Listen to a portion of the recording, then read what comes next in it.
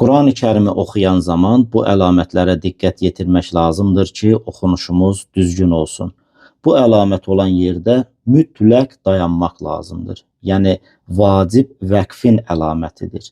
Bu əlamət olan yerdə dayanmaq olmaz. Oxunuşu davam etdirmək lazımdır.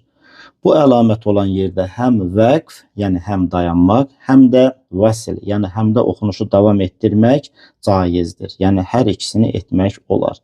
Bu əlamət olan yerdə əlbəttə dayanmaq da olar, amma dayanmamaq daha yaxşıdır.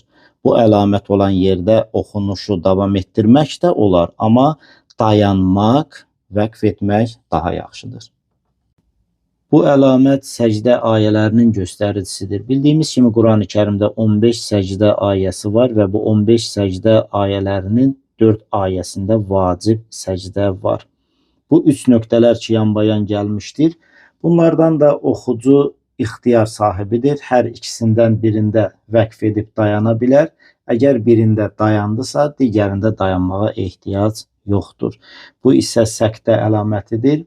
Səktə əlaməti hansı hərfin üzərində olarsa, o hissədə oxunuşumuzu qısa bir fasilə ilə dayandırırıq, nəfəs almadan. Sonra oxunuşumuzu davam etdiririk.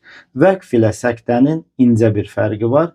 Vəqf edən zaman biz nəfəsimizi təzələyə bilərik. Yəni yeni bir nəfəs ala bilərik. Amma səktədə dayanırıq, amma nəfəs almırıq.